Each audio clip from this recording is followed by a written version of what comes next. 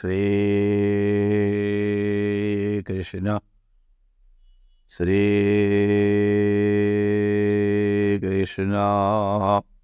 শ্রীকৃষ্ণ। ভগবদ গীতা নবম অধ্যায়। আমরা একদম শেষ অবস্থায় এসে গেছি। ভগবান এর আগের পর্বে আমরা আলোচনা করলাম, তিনি বললেন কিভাবে খুব শীঘ্রই ধর্মাত্মা হওয়া যায় এবং তার ভক্তগণের যে কখনো বিনাশ হয় না সে কথা তিনি অর্জুনকে বুঝালেন। এটাই হচ্ছে রাজগুহ্য যোগ, এটাই হচ্ছে রাজবিদ্যা। তাই পরের শ্লোকে ভগবান বলছেন, হে অর্জুন, মাম হি পার্থ ব্যপাশ্রিত্য যে অপি সুপাপয়োনয়ঃ স্ত্রিয়ো বৈশ্য তথা শূদ্রা তেপি যান্তি পরাম গতিম। এ পার্থ, যারা পাপজনী অর্থাৎ নিকৃষ্ট জন্মসম্ভূত হলেও সেই স্ত্রী, বৈশ্য এবং শূদ্ররাও আমাকে আশ্রয় করে পরাগতি লাভ করতে পারে। বলছেন, এ পার্থ, যারা পাপজনী হয়েও জন্মগ্রহণ হয়ে থাকে, পাপজনী অর্থাৎ পাপ জন্ম যাদের, তারা পাপজনী অর্থাৎ পাপ জন্ম। যেমন স্বধর্ম পরিত্যাগ করে হরিচরণাবিন্দ ভজন নিরত কোনো ব্যক্তি যদি অপক্ষ দশায় ভজন হতে ভ্রষ্ট বা মৃত্যু হয়, তথাপি তার স্বধর্ম ত্যাগ নিমিত্ত নিজ যোনি প্রভৃতিতে জন্মলাভ হলেও অনর্থ সংখ্যা হবে না, কদাপি হয় না। আর হরিচরণারবিন্দ ভজন ব্যতি রেখে কেবল ধর্মাচরণ দ্বারা কোনো ব্যক্তির বা অর্থপ্রাপ্তি ঘটে, তো মুকন্দে সেবী জ্ঞান কুজনীগত হলেও কেবল কর্মনিষ্ঠ ব্যক্তির ন্যায় কদাচি সংসার প্রাপ্ত হয় না। কারণ রসগ্রহজন মুকুন্দ চরণাবৃন্দের আলিঙ্গন স্মরণ করে তো তা পরিত্যাগ করতে ইচ্ছা করেন না। ভগবান বললেন এর আগের শ্লোকে যে কেন বিনষ্ট হয় না। তাই যারা পাপজনী তারা কে?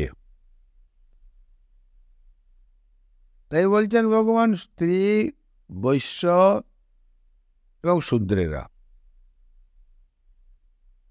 এরা আমাকে আশ্রয়রূপে গ্রহণ করায় তারাও পরাগতি বা প্রকৃষ্ট গতি প্রাপ্ত হয়।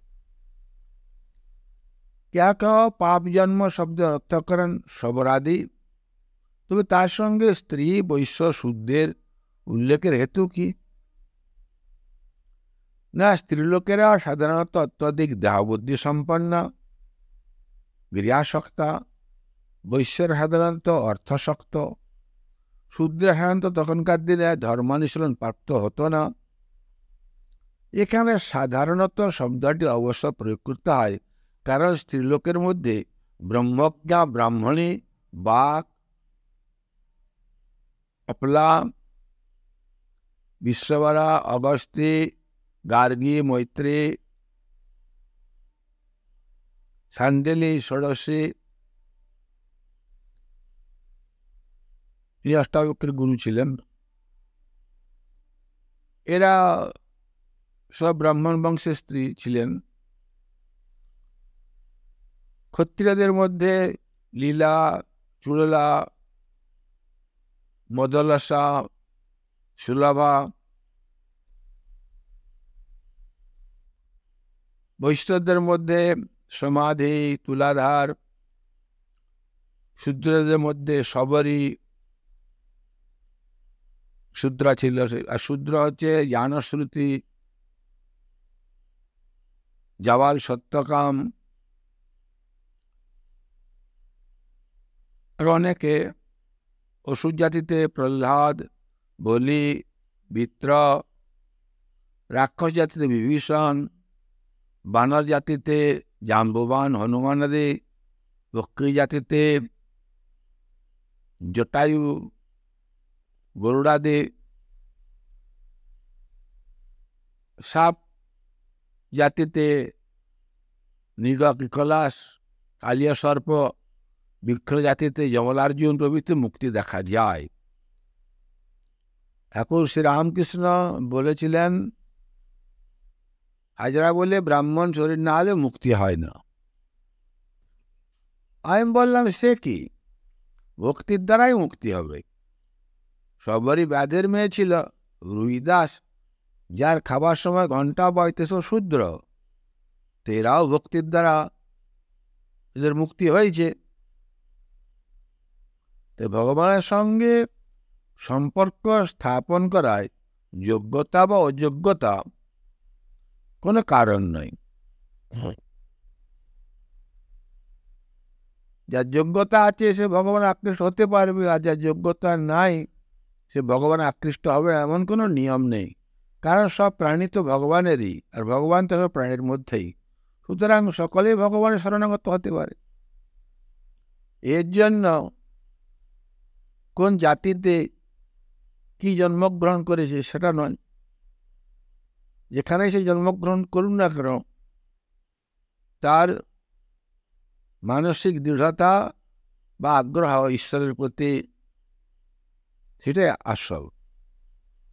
তারা ভগবানকে চায়, তারা ভগবানের সকলের ভগবত ভক্তির অধিকারী। তাই পাপজনী সম্মুত ব্যক্তিরা ভগবানের শরণাগত হয়ে পরম গতি প্রাপ্ত হয়। তাই এখানে যে পাপ জনীয় কথাটা স্বতন্ত্রভাবে উল্লিখিত হয়েছে, এ পাপ জাতিতে প্রতিটিকে নারী জাতি, বৈশ্য জাতি এবং শূদ্র জাতির বিশেষণ রূপে মানা যায় না। কেননা এরূপ ধরা হলে অসঙ্গতি দেখা দিবে। নারী জাতীয় 4 বর্ণ হয়, যেমন ব্রাহ্মণদের, ক্ষত্রিয়দের, বৈশ্যদের, শূদ্রদের। কিন্তু ব্রাহ্মণ, ক্ষত্রিয় এবং বৈশ্যের নারীরা তার স্বামীর সঙ্গে যজ্ঞাদি বৈদিক কর্ম করার অধিকারী ছিল। তাহলে নারীদের পাপজনী কি করে বলা যায়? তা বলা যায় না। চতুর্বর্ণের অন্তর্গত হলেও ভগবান পৃথকভাবে নারীদের কথা উল্লেখ করেছেন। এর অর্থ হলো নারীগণ যে স্বামীর সঙ্গে আমায় শরণ গ্রহণ করবেন বা আমার পথে অগ্রসর হবেন তেমন কোনো নিয়ম নেই। নারীগণ স্বাধীনভাবেও আমার আশ্রয় গ্রহণ করে পরম গতি প্রাপ্ত হতে সক্ষম। কোনো ব্যক্তির অন্তর থেকে কিছুমাত্র আশ্রয় না রেখে কেবল আমার, অর্থাৎ ভগবান বলছেন যে ভগবানের আশ্রয় গ্রহণ করা উচিত। তাই এই পাপ জন্য পদটি যদি বৈশ্যদের বিশেষণ বলে মনে করা হয়, সেটিও যুক্তিযুক্ত হবে না। কারণ শ্রুতি অনুসারে বৈশ্যরাও পাপজনী সম্ভূত বলে মনে করা হয় না। উপনিষদ বলছে যারা সু আচরণ করে থাকেন তারা ব্রাহ্মণ, ক্ষত্রিয়, বৈশ্য কুলে জন্ম নেন, আর যারা নীচ আচরণ করেন তারা কুকুর, শূকর বা চণ্ডাল জন্তুতে জন্মগ্রহণ করেন। বৈশ্যদের বেদ পাঠের এবং যজ্ঞাদি কর্মের পূর্ণ অধিকার কিন্তু দেওয়া হয়েছে। তো শূদ্রদের বিশেষণ বলে মনে করাও যুক্তিযুক্ত নয়। এই পাপজনক শব্দটি তাদের পক্ষে ব্যবহার করা যুক্তিযুক্ত, কারণ শূদ্রগণও 4 বর্ণের অন্তর্গত। সুতরাং চতুর্বর্ণের অতিরিক্ত অর্থাৎ শূদ্রাদি থেকে যে হীন জাতি, যেমন যবন, হুন, খস প্রভৃতিরা আছে, এখানে পাপজনক পদের দ্বারা তাদেরকেও ধরে নিতে হবে। মাতৃ করে যেমন শিশুর কোনো বাধা নেই, কারণ শিশুরা তো মায়ের সন্তান, তেমনি ভগবানের অংশ সম্ভূত হয় প্রাণী মাত্রেরই ভগবানের দিকে অগ্রসর হওয়াতে কোনো বাধা নেই। তেমনি প্রাণী মাত্রেরই ভগবানের দিকে অগ্রসর হওয়ায় কোনো বাধা নেই। তাই পশু পক্ষীদের মধ্যে দেখা গেছে গজেন্দ্র, জটায়ু এরাও ভগবানের ভক্ত হয়েছিল। ভগবানের প্রতি অগ্রসর হওয়াতে ভাবের প্রাধান্য থাকে, বংশের নয়। যার চিত্তে বংশের প্রাধান্য থাকে তার ভাবের প্রাধান্য থাকে না, এবং তার মধ্যে ভগবত ভক্তিও থাকে না। কারণ যারা বংশকে প্রাধান্য দেয় তাদের অহমে শরীর সম্বন্ধে প্রধানভাবে থাকে, আর যা ভগবানের আকৃষ্ট হতে দেয় না, অর্থাৎ এই শরীর ভগবানের ভক্ত হয় না। ভক্ত তো শরীর হয় না, আসলে স্বয়ংই ভক্ত হয়, শরীর কি করে ভক্ত হবে?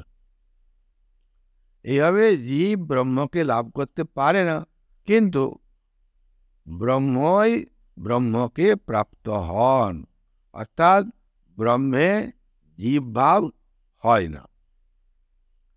জীবভাবে ব্রহ্ম হয় না, প্রাণের জন্য জীব সংজ্ঞা হয়, আর ব্রহ্মে প্রাণ হয় না।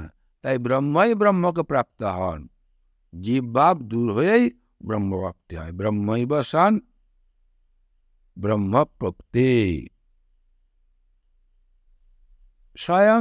স্বয়ং বলতে পরমাত্মা, আমি যে স্বয়ং, তাতে কিন্তু শরীরে অভিমান থাকে না।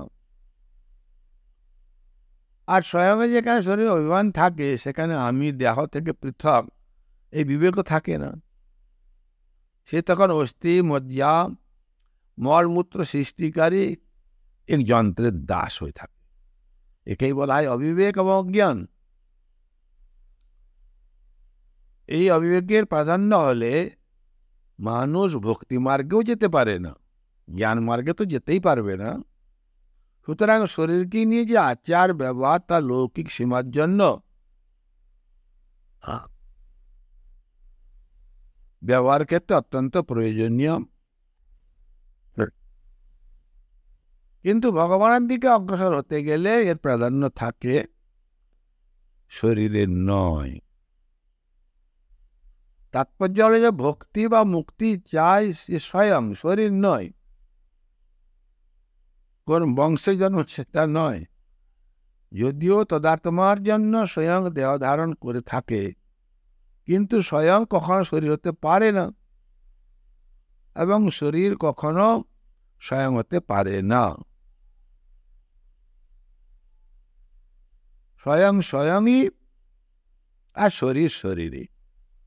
তাই পরমাত্মার সঙ্গে স্বয়ংয়ের ঐক্য থাকে, আর শরীরের ঐক্য থাকে সংসারের সঙ্গে।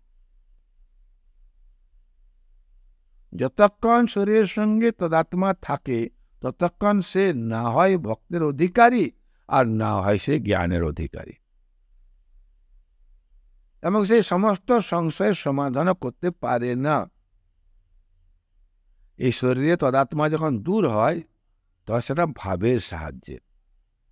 মানুষের ভাব যখন ভগবানের প্রতি হয় তখন শরীর ইত্যাদির দিকে তার বৃত্তি যায় না, তখন সে ভগবানে একাগ্র হয়ে ওঠে, এবং যাতে শরীরে তদাত্মা দূর হয়, তাই তাকে আর চিন্তা ভাবনা করতে হয় না, এবং তার মনে বর্ণ আশ্রম ইত্যাদির কোনো প্রশ্নই জাগে না। বিবেক দ্বারা তদাত্মা দূর হয়। তখন তার মধ্যে বর্ণ বা আশ্রম নিয়ে কোনো অভিমান থাকে না, কারণ স্বয়ংয়ের তো কোনো বর্ণ আশ্রম নেই, স্বয়ং বর্ণ আশ্রমের অতীত। তাই ভাগবতেও এই ধরনের কিছু আছে।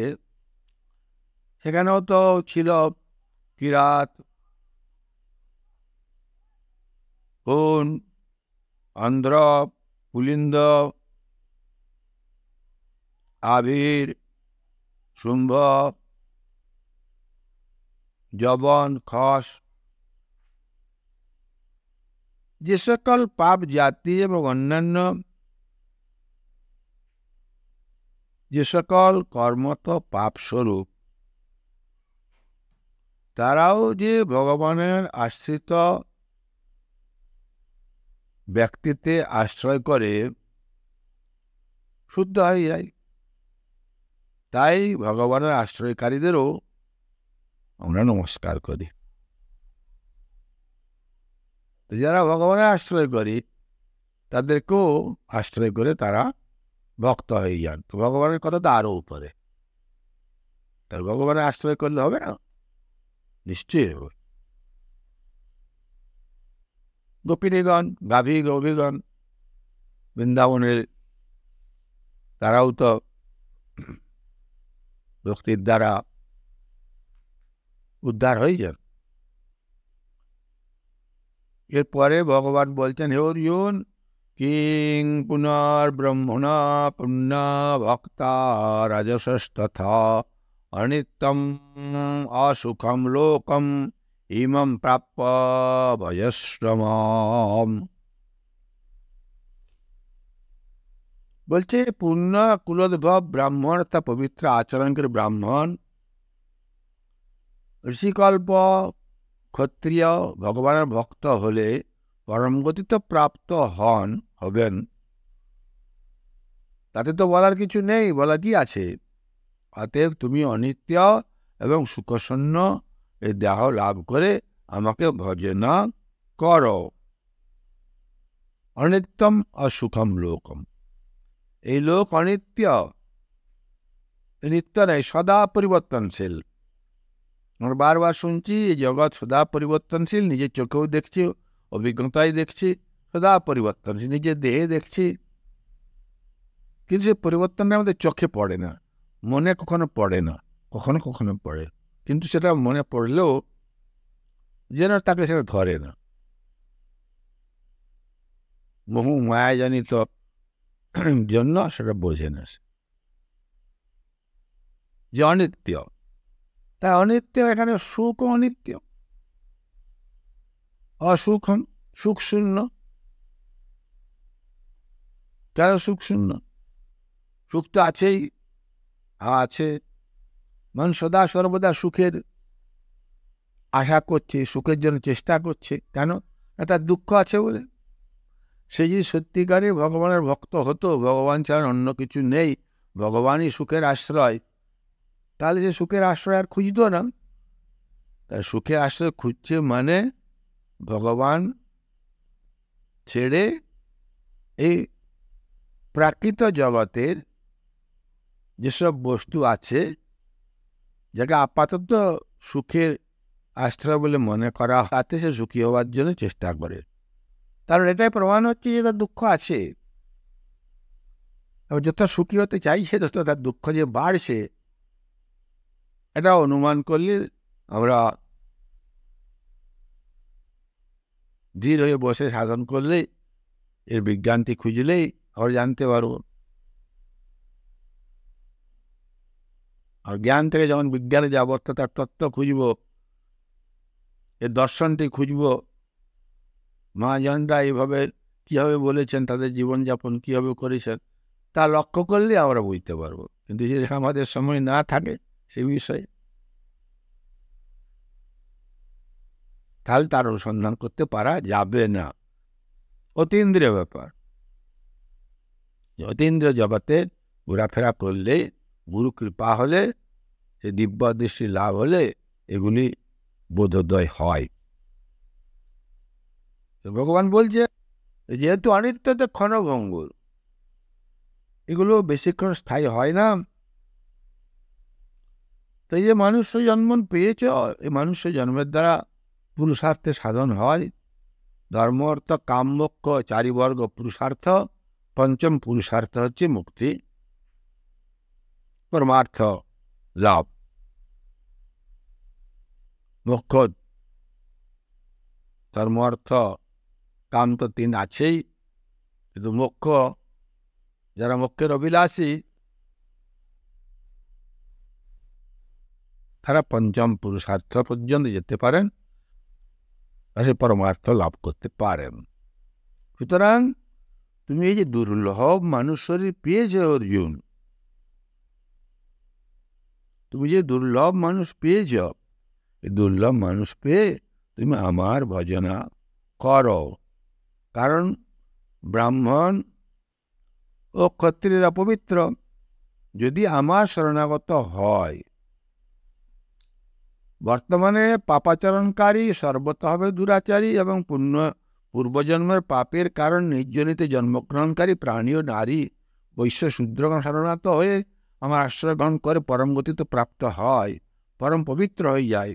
তখন তাদের পূর্বজন্মের আচরণ ভালো ছিল, ইহজন্ম উত্তম কুলে জন্ম হয়েছে, এরূপ পবিত্র ব্রাহ্মণ এবং পবিত্র ক্ষত্রিয় আমার শরণাগত হয়, আমার ভক্ত হয়, তবে তারা যে পরম গতি প্রাপ্ত হবে তাতে আর বলার কি থাকে? নিঃসন্দেহে তারা পরম গতি প্রাপ্ত হবে। তো ব্রাহ্মণ ও ঋষিকল্প ক্ষত্রিয় এই দুইয়ের মাঝে যে ভক্তা, পুণ্য ভক্তা, এই ব্যবহারের তাৎপর্য যাদের পূর্বজন্মের আচরণ শুদ্ধ ছিল এবং ইহজন্মের সর্বত পবিত্র, যদি ভগবানের ভক্তি করতে পারে তাহলে তাদের উদ্ধারের আর সন্দেহ কিছু থাকে না।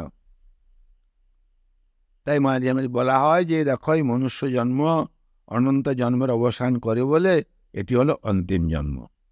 এই জন্য মানুষ ভগবানের শরণাপন্ন হয়ে ভগবানকে সুখ প্রদান করতে সক্ষম হয়। মনুষ্য জন্ম পবিত্র বলতে কিন্তু অনিত্য, অর্থাৎ নিত্য স্থায়ী নয়। কখন যে দেহ ত্যাগ হবে তার কোনো ঠিক নেই। সেই জন্য যত শীঘ্রই সম্ভব নিজের উদ্ধারের চেষ্টা করা উচিত। কেন এই মনুষ্য দেহ সুখ নেই। অষ্টম অধ্যায়ে বলেছেন দুঃখালয় অশাশ্বতম, এই শরীর দুঃখের আলয় এবং এটি অশাশ্বতম। তো মানুষ দেহ লাভ করে সুখ ভোগের আকাঙ্ক্ষা করা উচিত নয়। যত আকাঙ্ক্ষা করবে, যত তার চাহিদা বাড়বে, যত তার অভাব বাড়বে, তত দুঃখের ভাবও বাড়বে। এটাই হচ্ছে দর্শন। আশা আকাঙ্ক্ষা এবং সুখ ভোগ নিজের ভাব ও সময় নষ্ট করা উচিত নয়। ইমম লোকম, ভগবত প্রাপ্তির জন্যই এ শরীর লাভ হয়েছে। সুতরাং মানুষের পাওয়ার পর পুণ্যকর্মের জন্য ভবিষ্যৎ জীবনে আবার জন্ম হবে। ভগবান এমন কোন সৃষ্টি করেননি। আবার হতে পারে, নাও হতে পারে। এই জীবন যেমন প্রাপ্তি করেছি, তাহলে এই জীবনে আমি উদ্ধার হওয়ার কেন চেষ্টা করব না? সেটি ভগবান বোঝাচ্ছেন তাকে। ইমম প্রাপ্য ভজশ্রমম, তুমি এখানে এই জন্মেই তুমি আমার ভজনা করো। আমার ভজনা করলে তুমি আমার ভক্ত হয়ে যাবে। তুমি যদি ভজনা করো তাতে তোমারই লাভ হবে। তাই ভগবান বলছেন, ভগবানের উপদেশ অনুযায়ী এটিও রাজগুহ্য যুগ। তুমি এই জীবন পেয়েছ, তো সময় নষ্ট না করে তুমি এই প্রাকৃত জগতের, এই শরীরের, এই অনিত্য শরীর, এই অনিত্য জগৎ, অনিত্য সুখ, এসব কথাই বেশি ভাবতে গিয়ে সময় নষ্ট না করে, দুঃখের ভাগিদার না হয়ে তুমি পরম সুখের ভাগিদার হও। ভূমা ওই সুখম নতি অল্পে, তো তাতে তুমি যাও। তাই ভগবান একদম অধ্যায় শেষে অর্জুনকে বলছেন, হে অর্জুন, মন্মন ভব মদ্ভক্ত মজ্জাজি মাং নমস্কুরু মামে বৈশেষ্য যুক্তব্যম আত্মানং মৎপরায়ণঃ। আমার কথা শোনো মন দিয়ে, বোঝো মন দিয়ে, ভাবো মন দিয়ে। এই রাজযোগ খুব সহজ যোগ। পতঞ্জল বর্ণিত যে রাজযোগ, সে কঠিন যোগ, কিন্তু এই গীতায় বর্ণিত যে রাজযোগ, তিনি বলছেন খুব সহজ যোগ। ভগবান তাকে বলছেন, অর্থাৎ নিজের হৃদয়ের কথা খুলে বলছেন। তো হৃদয়ের কথা সেইখানে বলা যায় যেখানে শ্রবণকারী বক্তার প্রতি দোষ দৃষ্টি না থাকে, বরং শ্রদ্ধাবান থাকে। তাকেই গোপন কথা বলে। সবাই বলে না, না না না, তোকে গুজব বলা যাবে না, তুই সরে পড়। ও যাকে তাকে বলা যায় না। অনেক সময় কথা শুনিয়ে বলে না কি হয়েছে, না না যাকে তাকে বলা যায় না, অবশ্য এসব বলা যাবে না। তো তেমনি অর্জুন দোষ দৃষ্টি বর্জিত ছিলেন, তাই ভগবান তাকে অনস্বয় বলেছেন। তাই ভগবান বলছেন, হে ভক্ত, তুমি আমার ভক্ত হও, অর্থাৎ তুমি আমার সঙ্গে চরম আত্মীয়তা করো, আমার সঙ্গে সম্পর্ক স্থাপন করো, যা অনাদি কাল হতে স্বতঃসিদ্ধ হয়ে রয়েছে। তুমি জ্ঞানবশত এই দেহকে নিজের বলে ভেবে আমার সঙ্গে থেকে তুমি বিযুক্ত হয়েছ। ভ্রমবশত শরীর এবং সংসারের সঙ্গে তুমি নিজের সম্পর্ক স্থাপন করেছ। আমি অমুক বর্ণের, আমি অমুক আশ্রমের, আমি অমুক সম্প্রদায়ের, আমি অমুক নামধারী, আমি জ্ঞানী, আমি বীর, আমি সাধু, আমি সন্ন্যাসী, এইরূপ বর্ণাশ্রম ইত্যাদি আমিত্ব মনে করে রেখেছ। তাই আমার থেকে তুমি দূরত্ব বোধ করছ। এই অপ্রকৃত আমিত্বকে প্রকৃত সৎরূপে পরিবর্তন করো, যে আমি তোমার, তুমি আমার। তাহলে তোমার আমার সঙ্গে সহাবস্থায় আত্মীয়তা হবে। তখন তুমি কি করবে? মন মনা ভব। মন মনা, মন মন সেখানে আকৃষ্ট হয় যেখানে আপন ভাব থাকে, প্রিয় ভাব থাকে। সব জায়গায় তো মন যায় না। যেখানে বেশি প্রিয় থাকে মন সেখানে বেশি যায়। তো আমার সঙ্গে যে তোমার অখণ্ড সম্বন্ধ, তা আমি কখনো ভুলতে পারি না, কিন্তু তুমি ভুলে যেতে পারো। সুতরাং তুমি মদগত চিত্ত হও, মন মনা ভব। তোমার মনকে আমাতে মিশিয়ে ভাবনা করো। মন মনা, আমাদের মন তো চতুর্দিকে ঘুরে, বিষয় আশয় খুঁজে। বাচ্চা ছেলের মতন মন, কুরকুরা খাবো, অমুক খাবো, কুসুক খাবো করতে থাকে। সেরকম মন বলছে না, মন মনা ভব। তুমি মনকে, অর্থাৎ চিত্তের সমস্ত বৃত্তিকে, মনের যে বৃত্তি তাকে নিরোধ করো। নিরোধ করে আমাতে কেবল যুক্ত করো, আমাতে যুক্ত করো। মন মদ ভক্ত, আমার ভক্ত হও। করে না আমার পূজনশীল হয়, মজ্জাজি মানে আমার পূজনশীল হও, এবং সদা তুমি আমাকেই নমস্কার করো, আমাকে প্রণাম করো। বলার অর্থ কি, যে যা কিছু অনুকূল প্রতিকূল সাধারণ বিধান আছে তাতে তুমি প্রসন্ন থাকো। চিত্তকে সমাহিত করো, করে আমি যে ঈশ্বর, সেই আমিরূপ ঈশ্বরের নিকটে তুমি নিশ্চয় আসবে। এইরূপ আত্মাকে, অর্থাৎ কিরূপ আত্মা? আমি সর্বভূত সকলের আত্মা এবং পরাগতি, পরম আশ্রয়, সে আমাকেই তুমি প্রাপ্ত হবে। সেই রূপে, অর্থাৎ এই প্রকারে অতীত অর্থাৎ পূর্বের যে মাম পদের সহিত আত্মানং পদের যে সম্বন্ধ, এটা কি পাই তুমি পাবে না?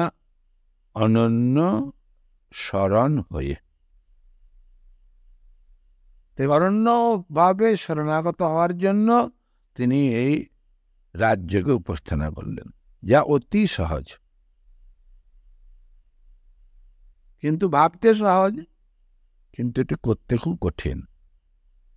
কিন্তু তিনি বললেন যেটি সহজ, এতে বেশি পরিশ্রমের কিছু নেই। কেবল ঠাকুর রামকৃষ্ণ বলছে মোড় ঘুরিয়ে দাও, মোড় ঘুরিয়ে দাও। কাম ক্রোধ লোভ মোহ মদ মাৎসর্য, কাম ক্রোধ লোভ মোহ মদ মাৎসর্য, এগুলি যেদিকে যাবে তার মোড়টিকে অন্যদিকে ঘুরিয়ে দিতে হবে। ব্যাস, মন সংসারের দিকে যাবে, তার মোড়টিকে ঈশ্বর দিয়ে ঘুরিয়ে দিতে হবে। ঈশ্বরের কামনা কামনার নয়, কাম নয়। তাই শেষে ভগবান যে মৎপরায়ণ অনুসরণ বললেন, এটি অর্থ এও বলা যায় যে আমার ইচ্ছা ব্যতিরেকে কিছু করার বা কিছু করানোর বিন্দুমাত্র ইচ্ছা যেন তোমার না থাকে। অর্থাৎ আমার অভিন্ন হয়ে আমার ভাবেই থাকো, ক্রীড়ানক। আমার সঙ্গে যখন অভিন্ন হয়ে গেছ, তখন তোমার তো আর কিছু নেই। তুমি যখন আমার শরণাগত, শরণ নিয়ে যে, তখন তোমার আর ভাববার কিছু নেই। যা ভাববার আমি ভাবব,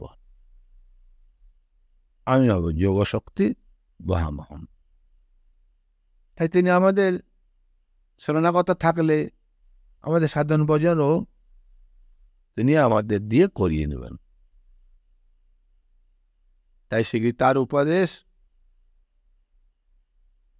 আমাদের শরণাপন্ন হওয়ার জন্য, ভগবানের পরম বাণী আমাদের জীবনে আনন্দদানের জন্য, এবং আমাদের